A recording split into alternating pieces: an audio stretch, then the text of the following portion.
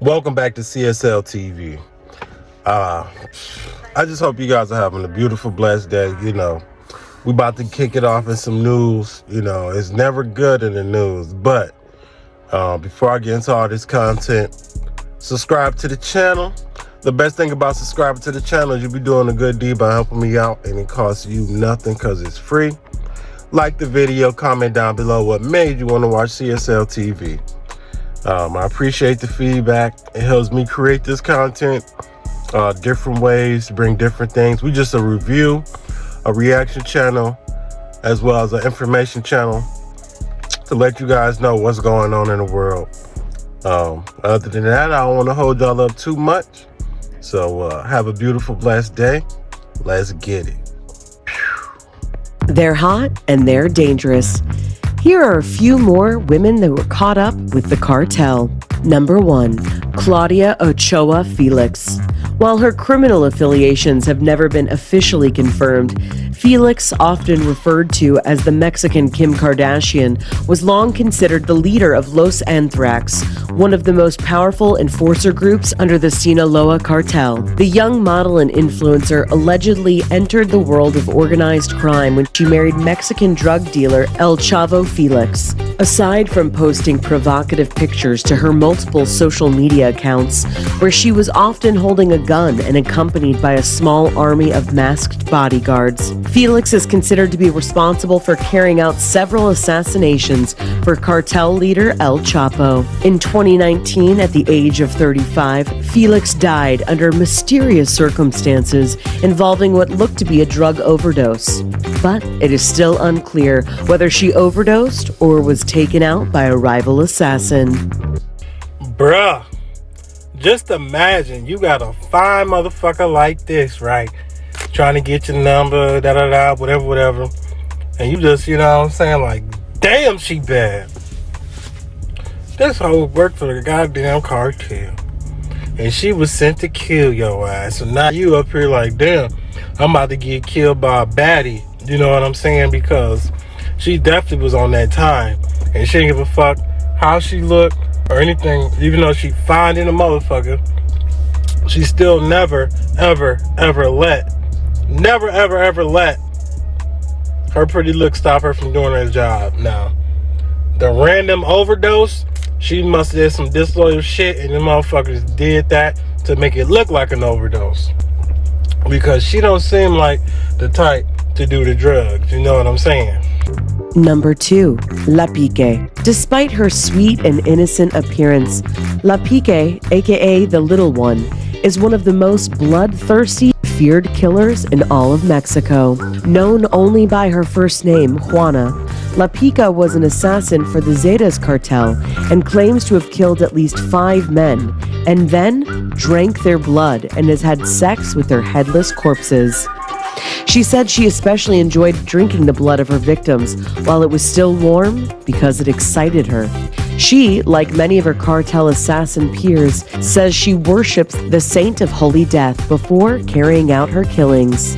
She was arrested in 2016 and has given detailed interviews from prison about her life as an assassin.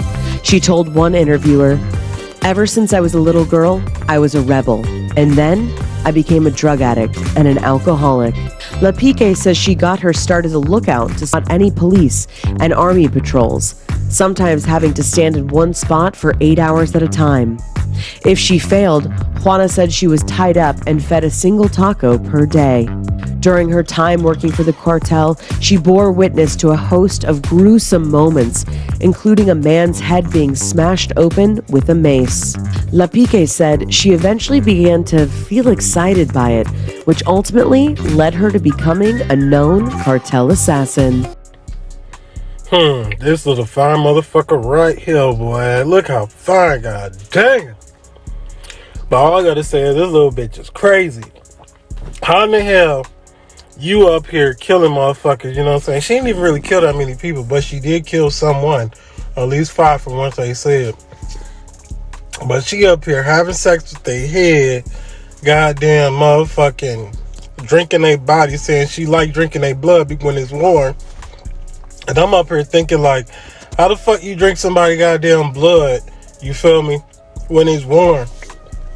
What if them niggas got a disease or a bacteria or something in their goddamn body? Like, there's no way I will drink somebody's blood, let alone be fucking saying he gets me on and all this other shit. Like, you definitely weird as fuck.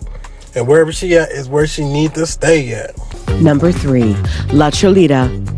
The infamous and mysterious La Cholita takes internet trolling to a whole nother level. This gun-toting Mexican beauty who sports low-cut tops in many of her photos is often referred to online as the busty cartel assassin. In one of her videos, she reportedly called members of the Jalisco New Generation cartel a bunch of cowards after they repeatedly abandoned a pickup truck in a turf war. Cholita's sexy posts are reportedly part of a growing social media war between the gangs to intimidate each other. All right, La Cholita, La Cholita, La Cholita. So they ain't say shit about her killing nobody, none of that crazy shit.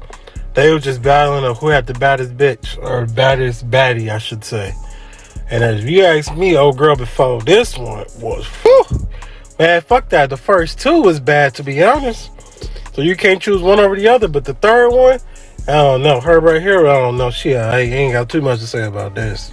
Number 4. El Demonino. Similar to La Cholita, El Demonino, or the Demon, is an alleged cartel assassin who enjoys taunting her rivals online. The Demon, whose real identity is still unknown, initially caused a stir on social media after a leaked snap showed her posting with an AK-47. She donned a shirt sporting the map of Mexico with 899 written on it, as a similar weapon to what she held was printed across it, emblazed with the Mexican flag. The Demon is believed to work for the Gulf Cartel, one of Mexico's most established criminal organizations. Now, when you hear that shit, you automatically know she was a bad motherfucker on everything. She didn't play. She kept her face tucked. You know what I'm saying? No face, no case. She said she was out here about that shit. And that's where I understand all them other little pretty motherfuckers had their face advertised, which they didn't give a fuck. So they was like exposing themselves. But I like her. She more low key. Not saying death and killing people is good, but just how she trying to keep her business, you know what I'm saying? Because they probably haven't called her. They don't know shit about her, you know what I'm saying? She just out here as the Demon. Number 5. Rebecca Cazares, aka La Zorilio. La Zorilio, or the Skunk, is an assassin for the Northeast Cartel. She is infamous for her work in robberies, kidnappings, assaults, and executions. She's also been known to oversee teams of assassins and keep them informed about key details she receives from informants and spies about police operations. This way, her assassin squads can work without getting caught or killed. Like many on this list, La Zorilio has gained herself internet notoriety for brazenly posting photos of herself on social media without any fear of being caught or killed. Damn, so she was a motherfucking recruiter. You know what I'm saying? She got her motherfucking stripes, and then she started recruiting motherfuckers to make sure they was on their job. So she could be considered as a general of the recruit team, because for the simple fact, she didn't play that shit at all, and she let that motherfucking shit be known. Like, bitch, I'm out here. Y'all little motherfuckers don't get in line. You know what I'm saying? And do this and do that. So that's crazy just to see all these pretty faces doing demonic ass shit. But I mean, hey, it is a part of their life. I don't know about yours. This story out of Florida is absolutely tragic. On Monday night, cops were called to this apartment complex in Tampa after a mother tucked her kids into bed. When they arrived, they found their father holding his 8-year-old son in the home, who he said was accidentally shot.